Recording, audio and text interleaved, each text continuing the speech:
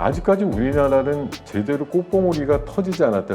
금리가 내려가는 그 절대적인 본질이 바뀌진 않는다고 보기 때문에 작긴 하지만 외국인들의 매수가 삼성전자 쪽에 멈추진 않았습니다.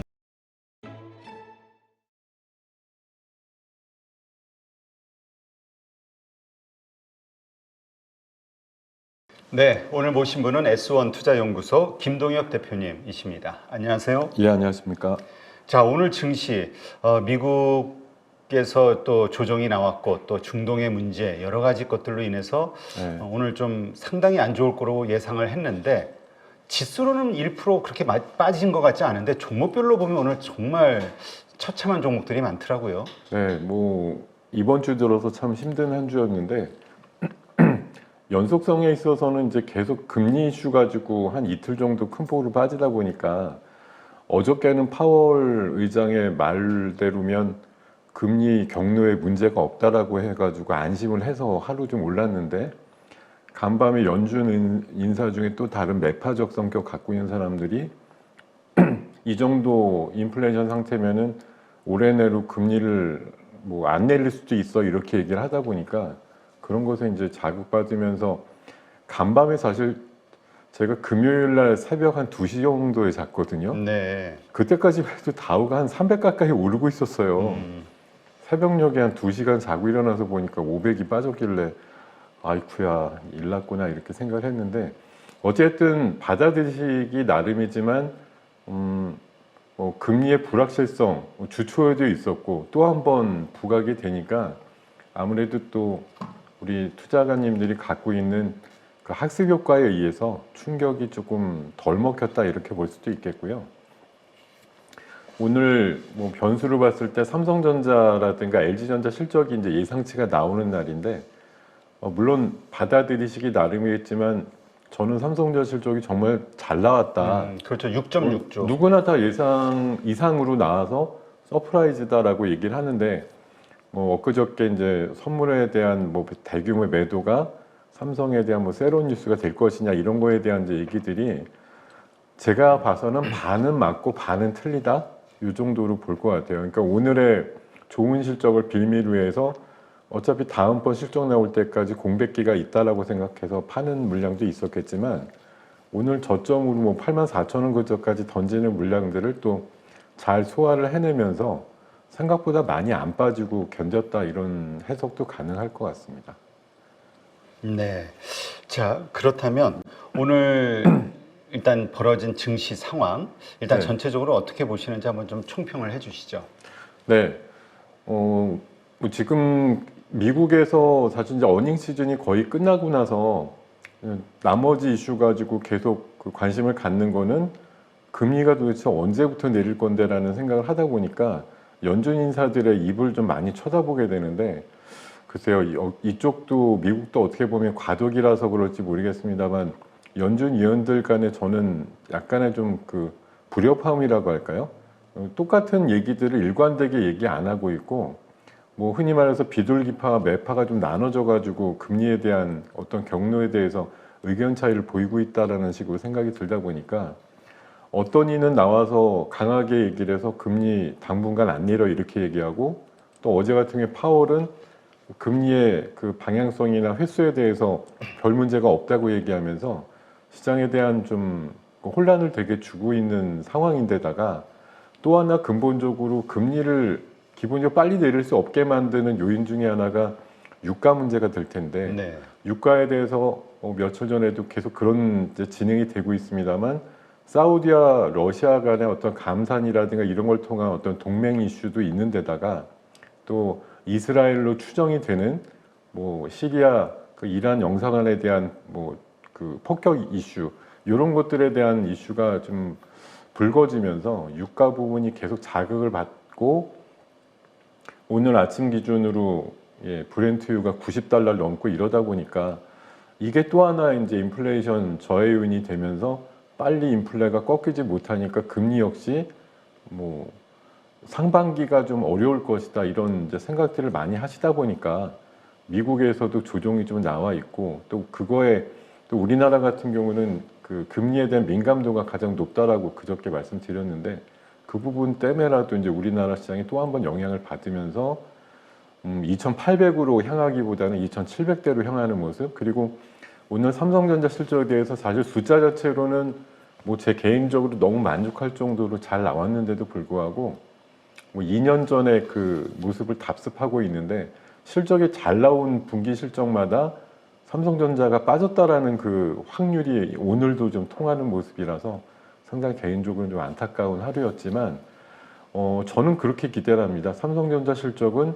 다음 2분기에 뭐 엊그저께 뉴스도 나왔지만 낸드 플래시 가격 25% 2분기에 인상한 것까지 치는 데다가 뭐 지금 뭐 가전이라든가 통신 쪽 또 D램 가격 인상에 따른 뭐 부분 그리고 조금 안타깝지만 TSMC 쪽에서 지진 이슈로 해서 생각보다 큰 피해가 났다는 소식도 최근에 들려오고 있어서 어떤 그 수급적인 논리로 봤을 때 삼성향을 찾는 고객들이 좀 더 늘어날 수밖에 없지 않느냐 그런 생각에서 가격 통제력을 가지고 있다라고 보면은 저는 이번에 6조 6천억을 보였던 삼성전자의 실적이 조심스럽지만 저는 아직 뭐 2분기 초반입니다만 다음 분기 실적을 내다봤을 때 7조 원 이상 찍을 것 같다는 생각이 들기 때문에 삼성전자는 아마 하루 이틀 조금 차익 매물이 나오더라도 소화하고 나면 다음 분기에 대한 기대감으로 다시 재상승할 거다 이렇게 생각하고 있습니다. 네. 오늘 LG전자 실적도 발표가 됐죠? 네, LG전자 실적도 그러니까 매출 기준으로는 분기 실적 사상 최고였고요. 영업이익도 1조 2천억 정도 나와서 기저효과라든가 이런 거 봤을 때 상당히 좋은 흐름이 나왔고 사실 뭐 개인적으로 봐서는 LG전자만큼만 오늘 반응이 나왔어도 좋았겠다 싶은데 LG전자는 워낙 요즘 사실 뭐 삼성전자 오를 때도 별 주가 상승이 없었기 때문에 오늘 웬일이야 라는 정도의 반응이 나온 것 같습니다. 네. 자, 지금 오늘 일어난 여러 가지 상황들 보시면서 좀 특징적으로 본 그 섹터나 종목 같은 네. 게 있다면 어디가 있을까요? 네, 오늘 주요한 섹터들은 크게 한 세 가지 정도가 있었는데요. 지금 이제 대표적으로 보면 이제 유리기판이라고 하는 게 시장에 이번 주 들어서 아주 첨예한, 뭐 지난주에도 관련주로서 뭐 두 개 종목이 굉장히 좀 큰 상승을 했는데 이게 유리기판이라는 쪽이 유행처럼 시장에서 퍼지면서 AI의 어떤 칩의 고도화를 위해서는 기판을 플라스틱 대신에 유리로 해야 된다라는 이제 그런 얘기들이 나오면서 나도 너도 유리기판 하는데 뭐 이런 종목들이 이제 많이 우죽순 올라가면서 지금 뭐 기가비스라든가 YC캠 또 JNTC 이런 종목들까지 거론이 되면서요. 오늘 제가 좀 빨간색으로 표시한 부분이 유리기판 섹터인데 뭐 다들 고공권의 행진을 펼쳤습니다. HB 테크놀로지는 뭐 장중 상한가까지 들어갔었고요. SKC도 최근에 아주 흐름이 엄청나게 좋은 모습인데 유리기판주가 뭐 주도하는 테마였다고 볼 수가 있겠고 아무래도 유가가 계속 올라가다 보니까 우리나라 이제 유가라든가 뭐 정유소 관련주들 이런 것도 강세가 나오면서 중앙에너비스, 흥구석유 같은 이제 유가 관련주들 강했고요. 또 하나 이제 가장 또 강력한 축이 뭐 미국에서도 이제 계속 전력 인프라 얘기가 나오다 보니까 전력주들도 강한데 그거에 이제 뭐 지류라고 볼 수 있는 전선주들, 전선주들이 오늘 또 특히 강하면서 뭐 대원전선 상한가까지 가면서 마감이 됐고 대한전선까지 강세 종목들 그리고 이게 AI 데이터 센터가 이제 결국은 전력을 많이 잡아먹다 보니까 전원에 대한 문제 이것 때문에 이제 원자력 관련주들 또 이번에 곧 발표할 거라고 하는 11차 그 전력 수급 계획 안에 원자력에 대한 강화 얘기가 들어갈 것이다라는 얘기가 좀 시중에 좀 퍼지면서 원자력 관련주들 오늘 강세가 일부 나온 것이 좀 눈에 띄었고요. 52주 신고가 종목 중에서는 데이터 센터 그 비상발전기 쪽에 우리나라 1등 업체인 GNC 에너지의 상승이 돋보였고 역시 또 유가와 관련지어서 S-오일의 신고가 그리고 반도체 장비 쪽에서는 테크윙하고 또 오늘 이제 그 장중에 보면 현대차가 비교적 강하게 흐름이 있었는데요. 아무래도 현대차에서도 잘 팔리는 쪽이 하이브리드 차량이다 보니까 하이브리드 그 어떤 그 부품하고 관계가 큰 코리아 FT가 오늘 신고가 나는 모습 보여준 게 좀 특징적이었다고 생각하고 있습니다. 네, 지금 그 뭐라 그럴까요? 그 유리기판 관련해서 네. 이게 좀 상당히 좀 센 테마가 되지 않겠냐라고 보시는 분들도 있더라고요. 근데 또 반대로 뭐 와이시킴이라든가 여러 가지 필옵틱스 보면은 참 많이 올라왔잖아요. 많이 그러니까 이거 올라왔죠. 좀 버블 아니냐라는 걱정도 있고 이거 어떻게 봐야 될지 모르겠어요. 오늘 개인적으로 봐서는 이제 오늘 단기 고점들 친 종목이 많습니다. 왜냐하면 HB 테크놀로지도 상한가를 쳤다가 결국은 한 반 정도 윗골이 달리고서 끝났고요. 20%까지 올랐던 YC캠이나 저런 종목들도 3, 4% 이렇게 끝났거든요. 그래서 아마 오늘 거래량도 굉장히, 왜냐하면 시장에 별로 오르는 종목들이 없다 보니까 뭐 HBM, CXL, 뭐 MPU 이런 쪽으로 몰렸던 섹터의 에너지가 전부 유리기판 쪽으로 붙는 모습이었거든요. 그러면서 투자 심리가 이제 과열되는 모습이 나오다 보니까 점심 때까지는 최고도의 상승이 나왔는데 점심 이후에는 오히려 고점에서 좀 무너지는 모습이 나와서요. 역시 많은 분들이 또 연합해가지고 이쪽밖에 없네라고 생각하고 붙으실 때는 단기 고점을 칠 수밖에 없지 않았나 생각이 들었고, 그 에너지가 또 빠져나와서 오후에 어디로 갔느냐? 전선 쪽으로 갔습니다. 전선. 네, 뭐 전선이 결국은 아침에 강하다가 낮에 약했는데 오후에 다시 강해지는 섹터로 붙었고요. 또 일부 이제 지금 그 전력 계통의 그 순환이 어떤 식이냐면 변압기 쪽으로 가다가 전선 쪽으로 가다가 이제 일반 전기 쪽으로까지 그 가면서 흔히 말해서 뭐 땡땡 전기 뭐 이런 식으로 붙어 있는 종목들의 또 강세까지 유도되는 모습이 나오고 있습니다. 네. 자, 어쨌든 뭐 오르고 있는 주식을 들고 있으신 분들 입장에서야 시장 괜찮네 이럴 수 있지만 네, 하락한 종목이 훨씬 많다 보니까 네. 정말 많은 분들이 이거 정말 힘들어하는 그런 상황인데 네. 오늘 코스닥이 1,100개 하락 종목이 넘었고 코스피도 한 635개 정도 됐단 말이에요. 네. 어떻습니까? 4월 이 상승에 대한 기대감, 갑자기 불거진 이스라엘과 이란의 어떤 긴장감, 네. 또 뭐 연준의 인플레이션에 대한 우려와 금리 인하에 대한 그 안 할 수도 있다라는 이런 새로운 또 발언, 네. 이런 것들이 어떤 영향을 미칠까요? 뭐 지금 할 줄 알았는데 안 할 것도 같아 이런 얘기가 나오니까 시장에서 당연히 당황을 했을 것 같고요. 뭐 우크라이나 이슈도 쉽게 끝나지 않지만 이스라엘과 뭐 그 중동 그 지역 간의 어떤 헤게모니 싸움도 사실 좀 지루해지는 가운데 좀 뜻하지 않은 변수가 생긴 거죠. 뭐 그 시리아 쪽에 이란과 직접적인 연관이 있는 어떤 기관을 좀 뭐 폭격을 했다든가 이런 이슈를 가지고 지금 뭐 사태가 좀 불분명한데요. 뭐 미국이나 이런 쪽에서는 또 이스라엘을 대상으로 해서 뭔가 좀 제재를 한다던가 이런 걸 하자는 유엔 안보리 쪽에 어떤 뭐 의제가 있었는데 서방 세계는 또 반대하고 있거든요.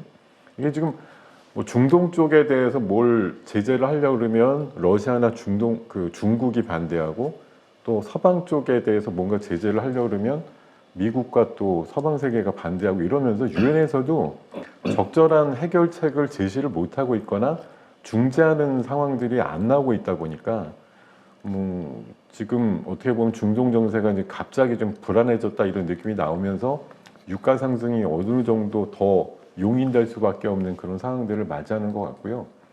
뭐 지난번에도 그 미국 자체가 뭐 기름값이 올라갈 것 같으면 전략 비축률을 풀어서라도 좀 안정을 시켜야 되는데 이미 많이 풀어놔가지고 재고가 많이 없다는 차원에서 전략 비축률 풀기도 좀 적당한 시점도 아니다라는 그런 얘기고요. 또 이란 입장에서도 이번에 불의의 어떤 습격을 받고 나서 보복을 하겠다라고 천명을 했는데 이게 보복을 하게 되면 그럼 미국이 강력하게 뜯어 말리거나 아니면 군사적으로 또 압박이 들어오거나 봉쇄를 할 수 있느냐.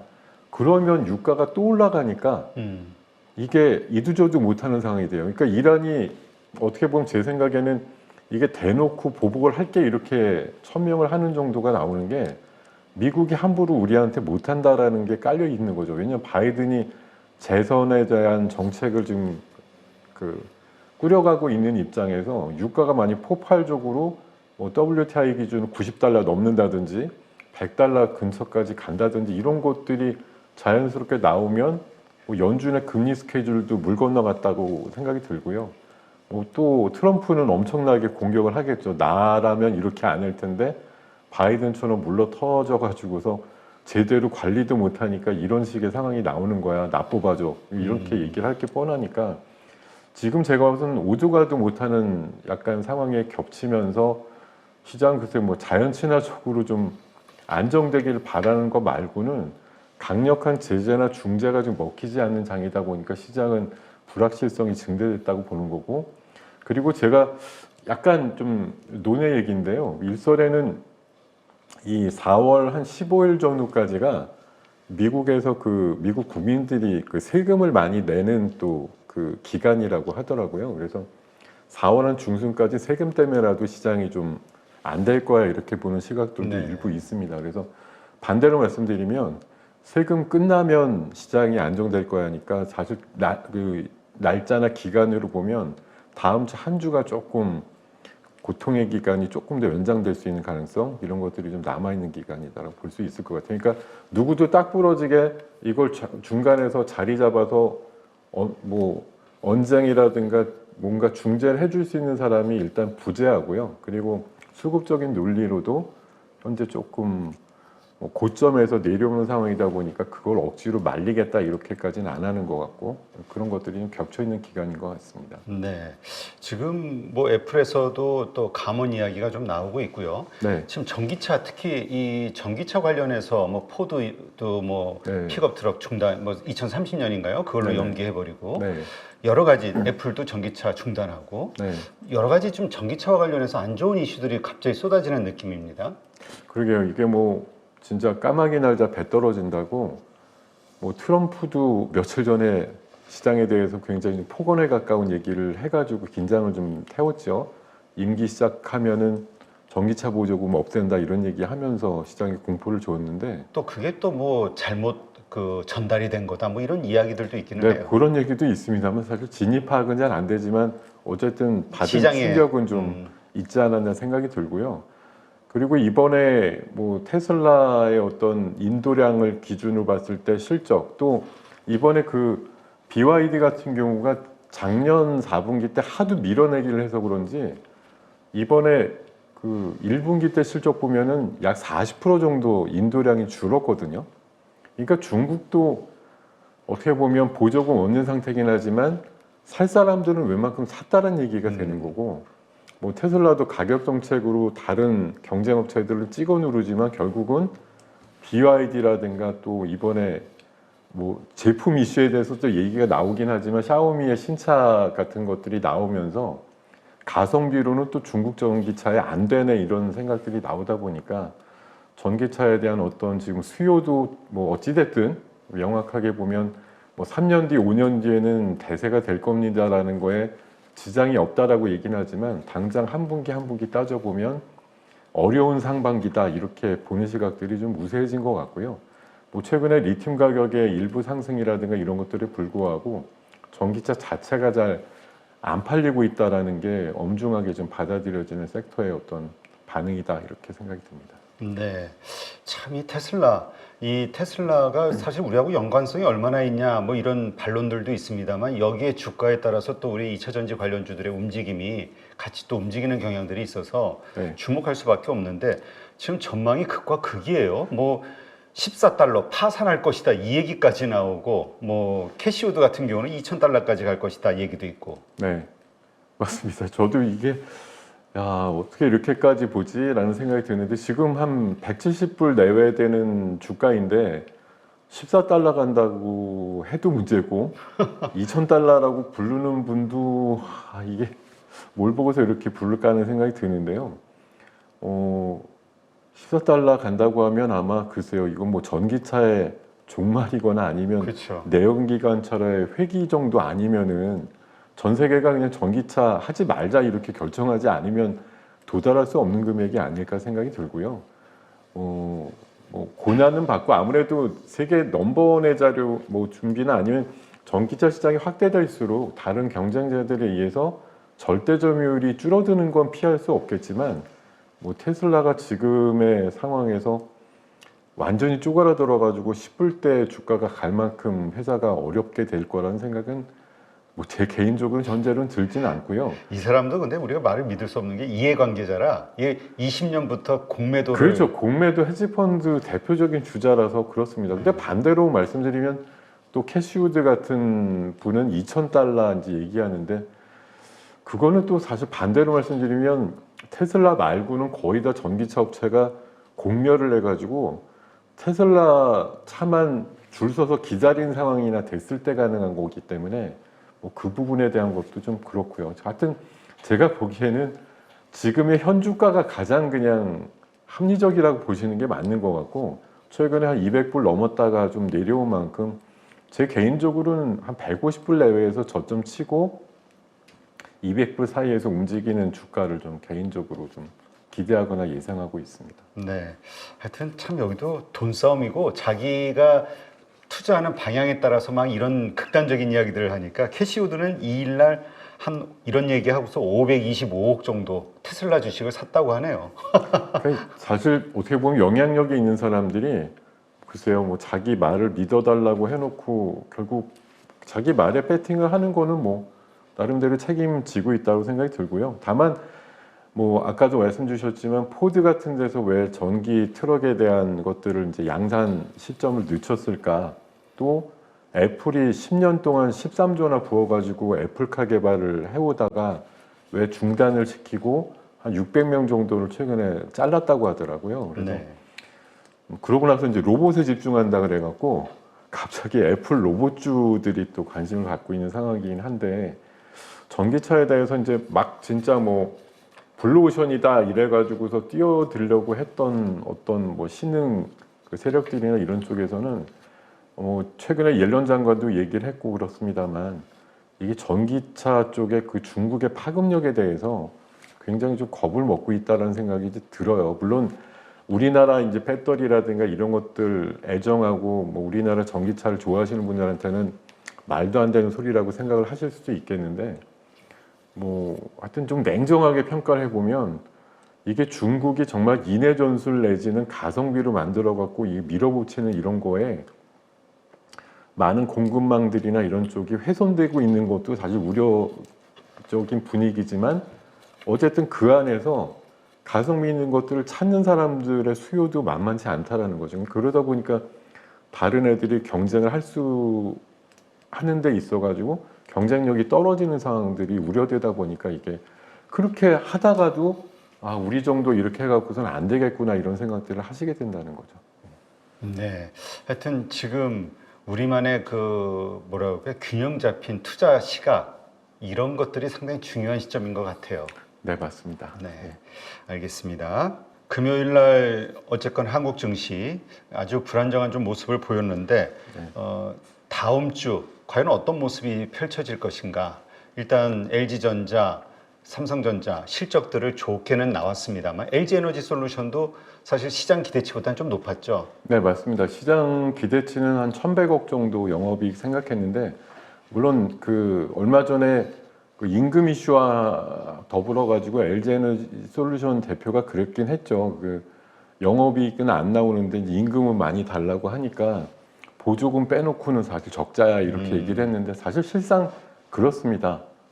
근데 이제 생각보다 보조금 대비해서 영업이익 적자의 이제 폭이 크지 않았기 때문에 지금 컨센서스는 한 1,100억 정도였는데 1,500억 정도 나오면서 뭐 이러면 또 생각보다 많이 나왔다고 보너스 달라고 할지 모르겠는데요. 앓는 소리를 한 거예요. 네, 어찌됐든 뭐 기대치 정도는 충족하는 정도 이렇게 나왔다고 보시면 될 것 같습니다. 네. 어쨌든 실적 시즌 이제 시작이 됐는데 시작은 뭐 자신이 있으니까 좋은 기업부터 먼저 했겠죠. 그렇죠. 안 좋은 뭐 기업도 있겠지만. 생각보단 잘 나왔으니까 뭐 지금 물론 이 삼성 실적도 예비치예요. 그래서 이달 하순 정도에 이제 정확하게 나오면 아마 제 생각엔 조금 더 나올 수도 있을 것 같습니다. 보통 그랬거든요. 잘 나올 때 보면 예비치보다 월말 정도의 확정치 나올 때 조금이라도 좀 좋았던 기억이 있어서요. 예. 일단 그리고 가이던스도 지금 뭐 마이크론의 경우를 보더라도 지금 다 좋은 쪽으로 나오지 않겠냐. 앞으로 네. 더 좋아질 거라는 삼성전자의 어떤 경영진들의 코멘트가 나오지 않겠냐도 기대하고 있는 것 같아요, 시장은. 제가 지금 오면서 사실은 삼성전자가 마이너스 나길래 마이크론의 2주 전에 실적 발표하면서 14% 올랐던 게 불현듯 생각이 나가지고 한번 좀 비교해서 보자 이런 생각에서 좀 찾아봤는데 마이크론 시가총액이 오늘 아침 가격 기준으로 약 185조 정도 되더라고요. 네. 거기다 분기 매출이 7조 요 정도 됩니다. 오늘 삼성전자가 70조가 나왔거든요. 매출이 10배 정도 더 매출도 나오고 물론 이제 영업이익 쪽에서도 상대가 안 되죠. 한 그렇죠. 6분의 1 정도밖에 안 돼요. 매출만큼 나왔은 거죠. 네, 그 정도밖에 안 되는데 솔직히 시가총액은 거의 한 40% 수준도 된단 말이죠. 이건 사실 너무나 어떻게 보면 뭐 우리나라 삼성전자가 서울에 본사 있다고 너무 할인받는 거냐 이런 생각이 들기도 하고요. 아마 나중에 보시면 하이닉스랑도 견져봤을 때 마이크론의 최근 사실 오늘은 빠졌지만 이번 주 중간에도 사상 최고치 흐름이었거든요. 이렇게까지 인정받는 모습이 제발 우리 삼성전자나 하이닉스 물론 최근에 올랐지만 여전히 부족하고 아직 갈 길이 상대적으로 많이 남은 기업들이라고 보기 때문에 아마 오늘도 사실 작긴 하지만 외국인들의 매수가 삼성전자 쪽에 멈추진 않았습니다. 다만 분명히 이제 그 세론이라고 생각하고 파는 기관이나 외국인들도 있었으니까 상대적으로 적게 됐으니까 뭐 마이너스도 났겠지만 전체적인 볼륨은 삼성전자에 대한 뭐 매수 방향성은 그대로 유지가 됐다고 보시면 좋을 것 같고 아마 뭐 조금 제가 연장이라는 말씀을 드려서 어떻게 느끼실지 모르겠지만 지수가 어떻게 보면 뭐 총선 전에 한번 피크를 칠 거다 이런 예상보다는 4월 하순 정도로 저도 좀 시간을 버는 의미이기도 한데요. 장에 대한 어떤 절정치나 이런 것들이 조금 4월 전반보다는 하반기로 넘어가지 않았을까 이런 생각을 조심스럽게 하고요. 제가 가끔 이게 맞는 표현인지 모르겠지만 이제 대환장 파티라는 말씀을 가끔 드렸더니 우리 또 이제 보시는 구독자님들이나 이런 분들이 도대체 이 파티는 언제 하는 거냐 이렇게 가끔 파티를 즐길 준비는 됐는데 댓글에다가 이제 올려주시는 분이 있는데 이게 또 제가 뭐 피할 생각은 없습니다만 그런 생각이 들더라고요. 최근에 하다못해 이제 유리기판이라든가 전력주들 이런 것들 이제 막 오르는 거 보면은 얘네가 도대체 무슨 산업적인 어떤 전개나 이게 실제적으로 돈을 벌 수 있는 준비들이 없는데도 불구하고 막 상한가도 가지 20%도 올라가지 이런 것들을 보면은 분명히 소규모의 파티는 분명히 하고 있는 게 분명한데 이게 대단위로 다 확장되는 파티가 없다라는 게 좀 아쉽다는 생각이 들고요. 뭐 아까도 잠깐 보여드렸지만 52주 신고가가 안 나오는 장세는 아니에요. 다만 그것보다는 이제 높은 확률로 떨어지는 종목이 많거나 좀 주저앉는 상태들이 많다 보니까 전혀 시장이 지금 뭐 최근까지도 삼성전자 52주 신고가였지만 전혀 이제 체감이 안 된다라는 것에서 이제 뭐 화도 나시고 얘기가 다 거짓말같이 느껴지기도 할 거고 그럴 것 같은데 어쨌든 저에 대한 이제 시장에 대한 뷰는 그렇습니다. 지난번에도 비슷한 말씀 드렸습니다만 모두 다 끌어안고 가진 않아요. 결국은 시장에 혼란을 주고 이거 안 갈 장인데 너는 버티는 거냐 이렇게 뭐 어떻게 보면 뭐 회유하기도 할 거고 안 좋을 것 같으니까 빨리 빠져나가 이렇게 뭐 던지게 만든 다음에 간다든지 시장은 모든 분들을 다 윈윈으로 데리고 가지는 않습니다. 그러니까 이번 4월장이 초반이 어떻게 보면 생각보다 좋지 않았다라는 건 모든 사람들이 대부분 4월 초장이나 총선 앞두고서의 어떤 절정의 어떤 지수감을 생각했던 것들에 대한 어떤 반전이라고 보시는 게 맞고요. 어떻게 보면 4월 중순까지 다음 주 제가 조금 약간의 고난의 어떤 시간이 조금 더 연장될 수 있다라고 말씀드리면 그새 또 변절하는 거냐 이렇게 생각하실 수도 있는데 많은 분들의 생각을 좀 와해를 시켜야 되거든요. 어떻게 보면 이제 안 간다 간다가 반쯤 나뉘어가지고서 다음 주에 안 가는 걸로 확정 지은 분들은 던지실 거고요.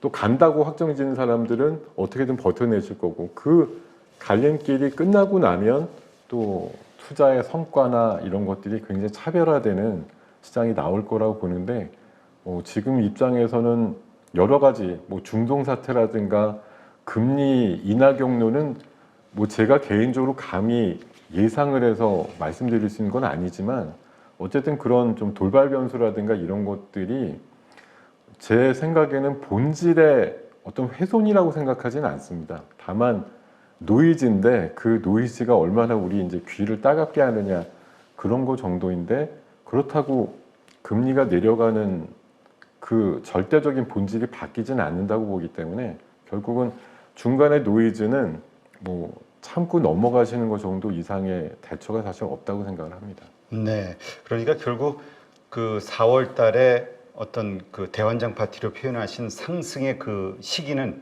있을 것이라는 생각은 아직도 변함이 저는 없다. 아직 채 끝나진 않았다고 보고요. 오늘 아까 말씀을 좀 못 드린 부분도 있었는데 사실 오늘 은근히 밸류업 관련주들이 생각보다 안 빠졌어요. 네. 어저께 대통령께서도 한마디에서 뭐 이 밸류업 지원하는 조세특례법 같은 거 신속 통과 얘기 나오면서 뭐 어제 오늘 같은 경우 현대차 같은 경우도 좀 강세기도 했었고요. 또 일부 은행주들이나 이런 것들 강세도 좀 나왔는데 계속 말씀드리지만 밸류업이 뭐 당장 다음 주 수요일 날 있는 총선 두고서 짠 해보자 이렇게 물론 처음에 계획도 됐었을 수도 있으나 제가 봐선 지금부터 뭐 세법 바로 고치기는 어려울 것 같으나 상법이나 세법 고쳐가지고 1, 2년 있다가의 코리아 디스카운트 이런 거에 대한 기본적인 전제는 깔려 있다고 보시는 게 맞는 것 같아서 이쪽 섹터에 대해서 뭐 완전히 접어두자 이러실 필요는 없을 것 같고 오히려 하반기 때 이런 정치 이벤트 끝나고 나서 뭐 오히려 밸류업에 관련된 ETF라든가 또 지수 선정이라든가 이런 거에 있어가지고 관련주들의 재부각 가능성은 충분히 가능성이 있다라고 생각하고 있습니다. 네, 알겠습니다. 자, 그럼 어쨌든 그러한 뷰를 가지고 계시는데 혹시나 여기에 좀 영향을 줄 만한 변수들 이런 것들이 있다면 어떤 게 있을까요? 네, 이런 분들이 이제 중간에 튀어나오면 생각지도 않은 변수죠.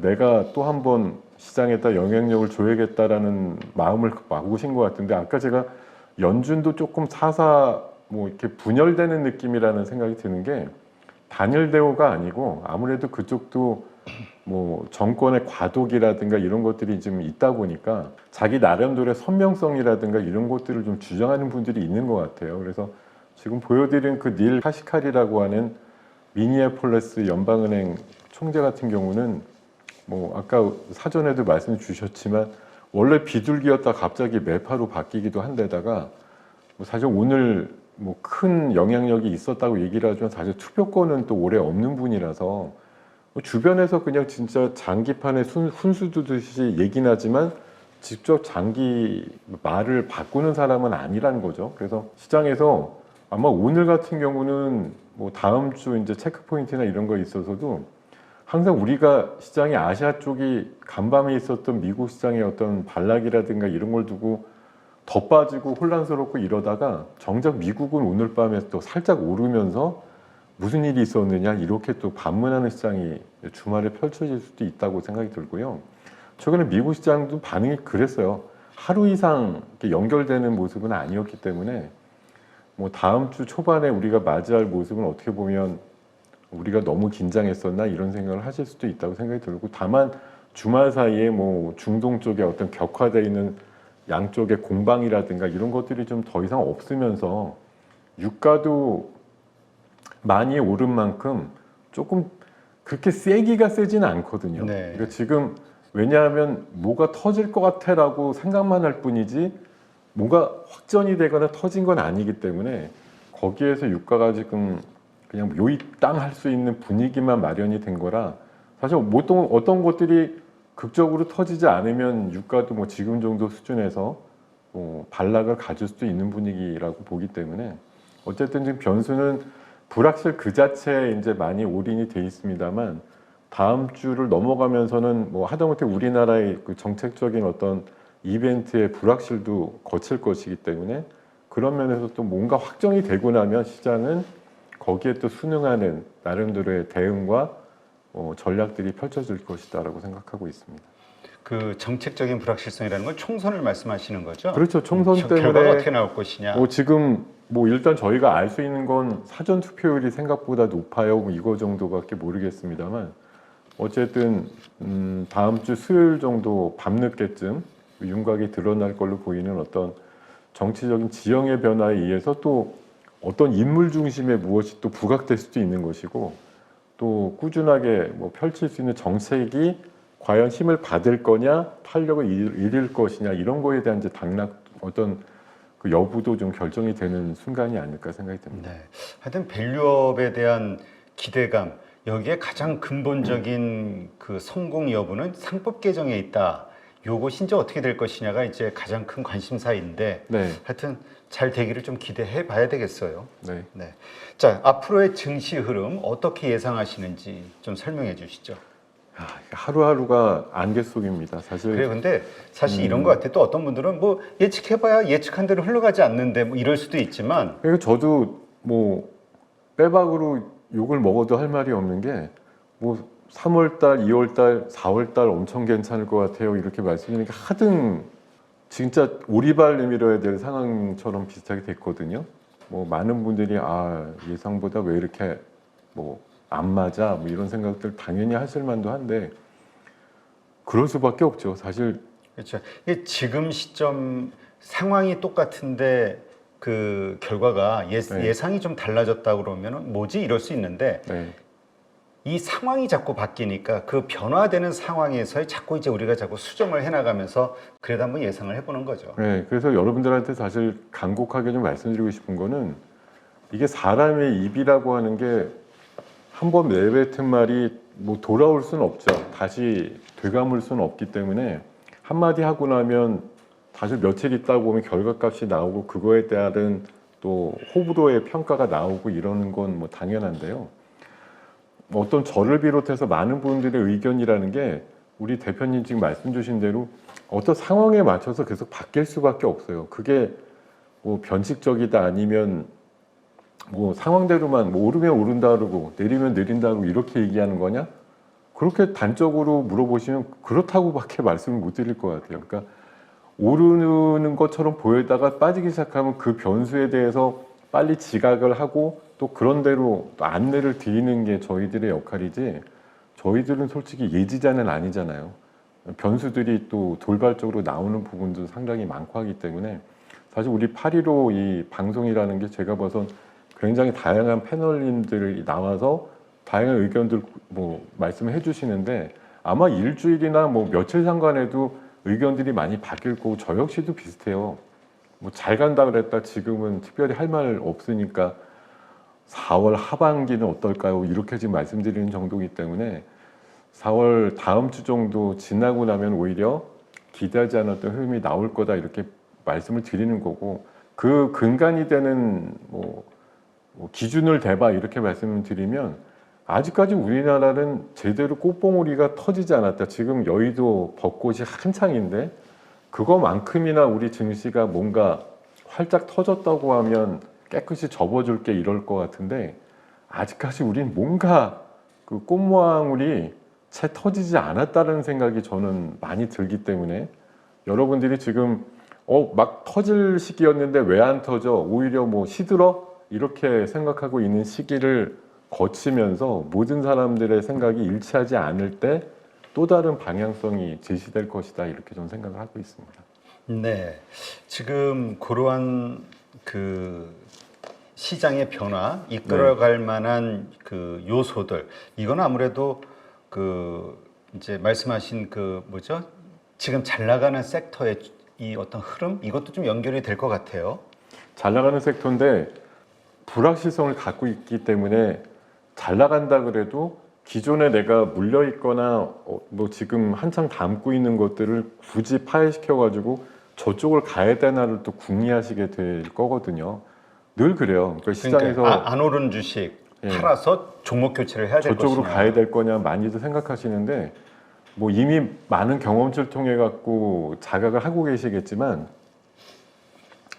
다 할 필요까지는 없는데 일부는 해야 된다는 생각을 합니다. 그러니까 뭐 굳이 보면 한 8할, 7할 정도는 갖고 계시되 기존 거를 20, 30% 정도는 약간은 털어가지고 기존에 좀 답습하지 않았던 그런 경로를 갖고 있는 최근에 좀 유행처럼 떠오르는 애들을 맞춰놓지 않으면 이게 제가 예전부터도 말씀드리면 이게 심리적인 바탈감이 엄청나게 심해지시거든요.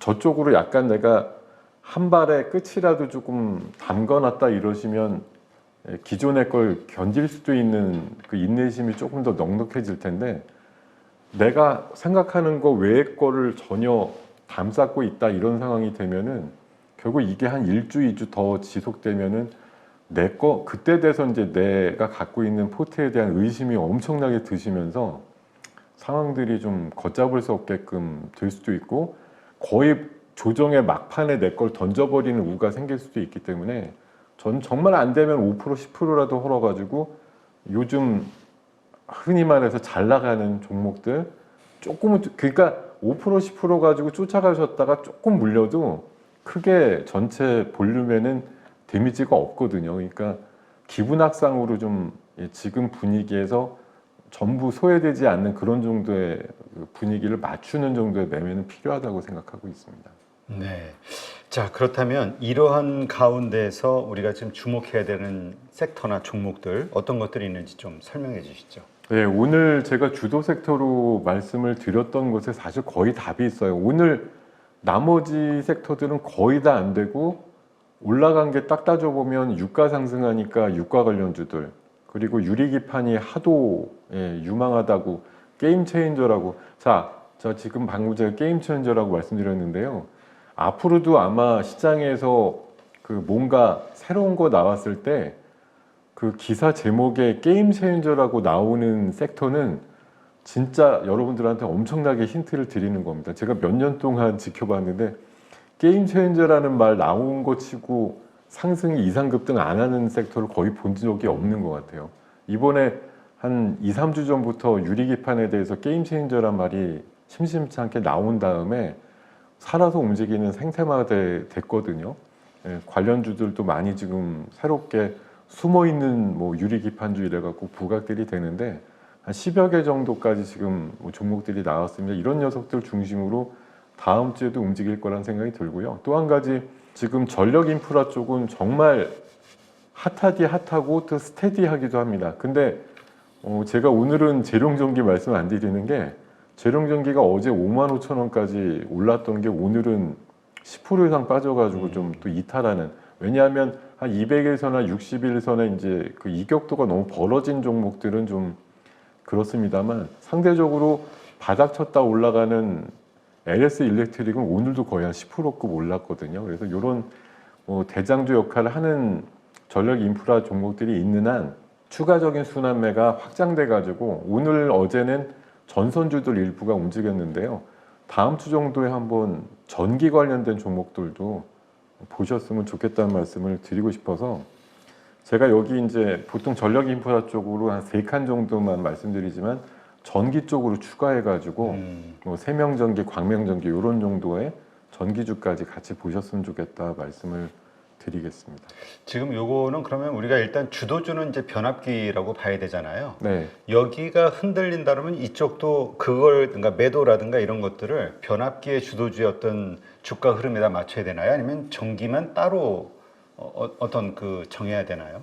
일단은 그 큰 폭 조정이 나오지는 않을 거지만 고점에서 일부 그 이탈이 되는 그 수급들이 빠져나오게 되면 유사 성격의 종목들로 이전이 될 가능성이 높거든요. 그래서 아마 재룡전기라든가 뭐 다른 그 변압기류에서 좀 과열됐다 하는 느낌이 드는 종목 쪽에서 나온 수급은 덜 오른 전선주나 아직 출발도 했다고 보기 어려운 전기주 쪽으로 갈 가능성이 높기 때문에 제가 봐선 뭐 변압기가 조정받으니까 나머지 전선, 전기 다 한데 이런 시각이 아니고요. 덜 오른 섹터 쪽으로 간다라고 보시고 접근하시는 게 아마 조금 더 나으실 것 같다는 생각이 듭니다. 네, 알겠습니다. 네, 이러한 것들 한번 잘 참고하셔서 다음 주 투자 전략 주말에 한번 잘 고민해 보시기 바랍니다. 오늘 이렇게 좋은 인사이트 함께 해주신 김동엽 대표님 고맙습니다. 네, 감사합니다.